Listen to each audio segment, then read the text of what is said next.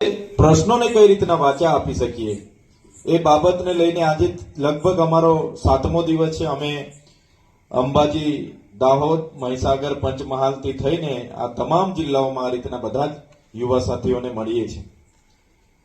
તો નવા વર્ષમાં આપણે શું કરી શકીએ આપણે બધાએ વિચારવું પડશે।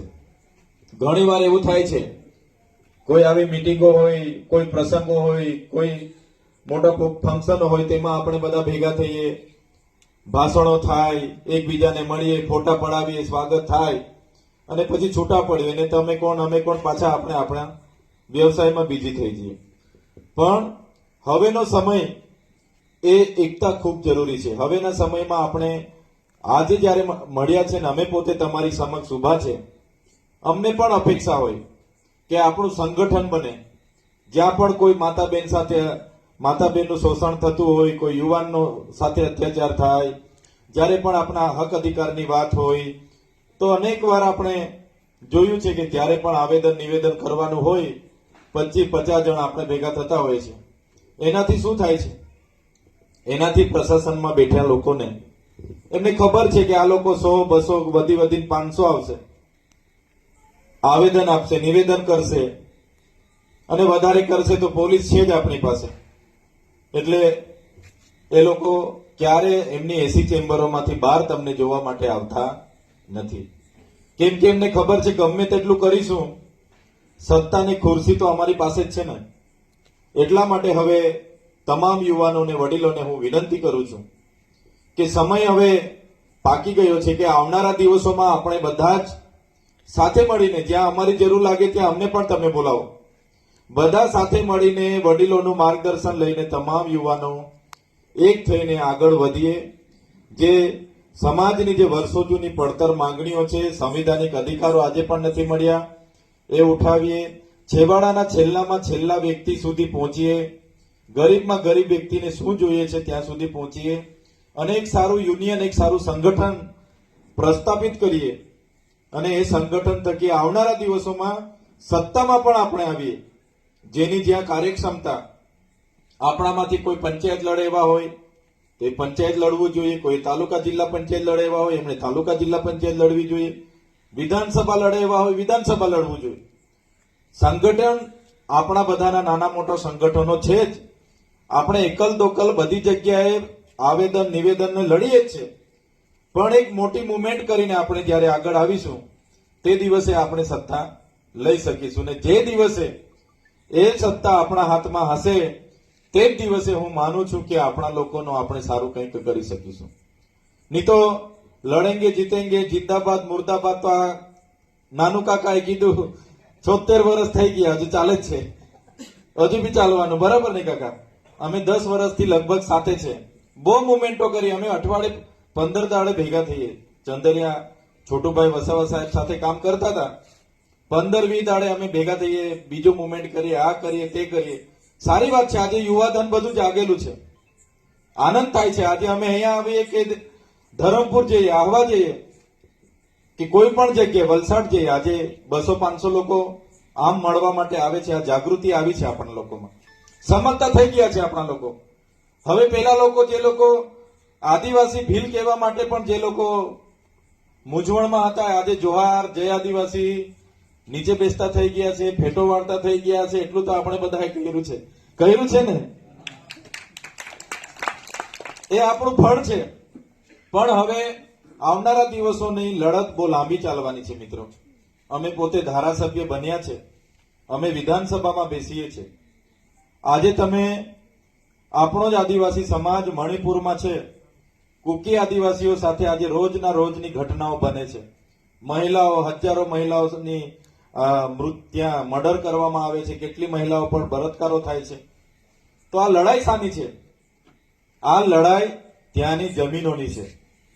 આજે તમે છત્તીસગઢમાં બસ્તર હોય, ઝારખંડની હસદેવના જંગલો આજે કપાઈ રહ્યા છે, ઓડિશાની વાત હોય, આજે દેશનું અડધું લશ્કર તો આ રાજ્યોમાં સરકારોએ મૂકેલું છે। અડધું લશ્કર આજે આ રાજ્યોમાં આદિવાસીઓ સામે સરકારે મૂક્યું છે।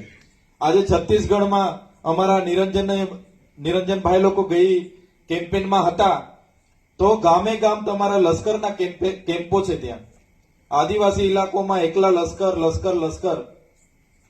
કેમ કે આજે પૂંજીપતિઓ ઉદ્યોગપતિઓની નજર આપણી પાસે છે. આપણી પાસે જળ છે, જમીન છે, જંગલ છે. હવે જે લોકો કરોડોપતિ, અબજોપતિ, પૂંજીપતિ, ઉદ્યોગપતિઓની નજર આપણી પાસે છે. તો જે રીતના છત્તીસગઢ, ઓડિશા અને ઝારખંડ, મણિપુરમાં ચાલુ થયું છે, આવનાર વર્ષોમાં આપણી બાજુ પણ ચાલુ થવાનું છે. એ ભીતિ છે.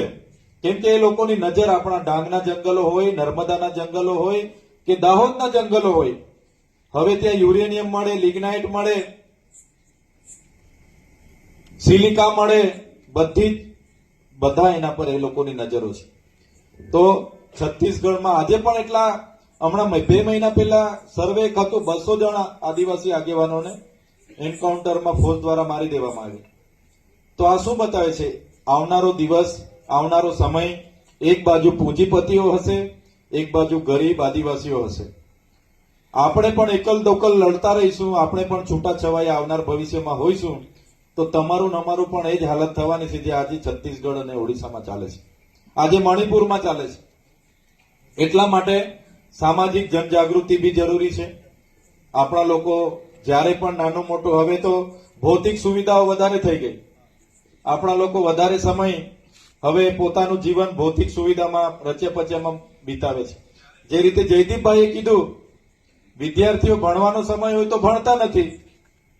ભણવાના ટાઈમે મમ્મી પપ્પા પર મોગો આઈફોન લઈ માંગે, મોગી બાઇક લઈ માંગે અને ફરે. કઈ બેન્ડ ક્યાં આવે છે, કોઈ બેન્ડ તમારે અહીંયા સુરતમાં આવે, ઓલપાડમાં આવે, કામરેજમાં આવે તો બી 50 કિલોમીટર બાઇક લઈને જાય.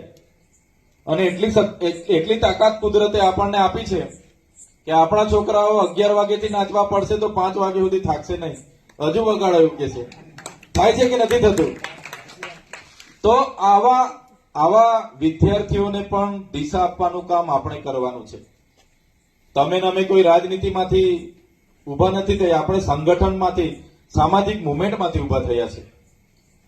તો આવા લોકોને પણ આપણે દિશા આપવાનું છે, આવા યુવાને પણ આપણે દિશા આપવાનું છે. ઘણા આપણામાંથી અમે 2 જણ શું કરવાના, અમે નાના માણસો, ગરીબ માણસો, અમે ક્યાં પેલા નેતાઓ સામે લડવાના, આટલા મોટા નેતાઓ છે, અમે ક્યાં લડવા જઈએ, ફલાણું જઈએ, માનસિક રીતે તૂટી જાય. પણ કોઈ વસ્તુ અશક્ય નથી. એના માટે આપણે લક્ષ્ય બનાવવું પડે. વિદ્યાર્થીઓને પણ આપણી સારી ટીમ બનાવીને સમજાવવું પડશે કે ભાઈ તમારે ભણવાનો સમય છે, ભણો. તમારો સમય જતો રહેશે, પછી ક્યારેય સમય પાછો આવવાનો નથી. એવી રીતના યુવા જે સ્પર્ધાત્મક પરીક્ષાઓની તૈયારી કરે છે, એમના માટે શું કરી શકાય, એમની પ્રેક્ટિકલ તૈયારી માટે શું કરી શકાય, એના માટે પણ આવનારા દિવસોમાં આપણે વિચારવું પડશે. આજે દુઃખ સાથે કહેવું પડે છે, ગુજરાતમાં આપણે 15% આદિવાસીઓ છે. ગુજરાતમાં અમદાવાદ હોય, ગાંધીનગર હોય, બરોડા હોય કે સુરત હોય, આપણા સમાજનું એક પણ ભવન નથી કે જ્યાં વિદ્યાર્થીઓ રહીને ભણી શકે, સ્પર્ધાત્મક પરીક્ષાઓની તૈયારી કરી શકે. તો આવનારા દિવસોમાં એ દિશામાં પણ વિચારવું પડશે. ગામડે ગામડે ભણવાવાળા છોકરાઓ માટે સારી લાઇબ્રેરી, સારું ગ્રાઉન્ડ બને, માર્ગદર્શન મળે, એ દિશામાં પણ આવનારા ભવિષ્યમાં આપણે વિચારવું પડશે. અમે તો મહારાષ્ટ્ર હોય, મધ્યપ્રદેશ હોય, રાજસ્થાન હોય, અવારનવાર જઈએ છીએ. રાજસ્થાનમાં મીણા કોમ્યુનિટી, આદિવાસીની મીણા કોમ્યુનિટી આપણામાં જ આવે. ત્યાં તમે એક ગામમાં જશો એટલે ગામમાં તમને 60% લોકો સરકારી સારી પોસ્ટ પર નોકરી પર મળશે. કેમ? કેમ કે એ લોકોમાં એકતા છે. એક વ્યક્તિ નોકરી લાગે, એના ભાઈના છોકરા હોય, બહેનના છોકરા હોય, 4-5 છોકરાઓની એ સાથે લઈ જાય. એ કહે કે મારા રૂમ પર રહેશે, મારા મકાને રહેશે, બધો ખર્ચો હું કરીશ, અને ભણાવવાની જવાબદારી મારી. ત્યારે આજે કોમ્યુનિટી સૌથી આગળ છે. આજે આપણે અહીંયા ચૌધરી, ગામિત, પટેલ, વસાવા, રાઠવા, ડામોર, ગામેઠી એ વાડામાંથી જ હજુ આપણે બહાર નીકળતા નથી. એટલા માટે કેમ છું કે બધા જ રાજકારણ બી સાથે જરૂરી છે, સત્તા બી જરૂરી છે, પણ સામાજિક રીતે બી એક થવું જરૂરી છે.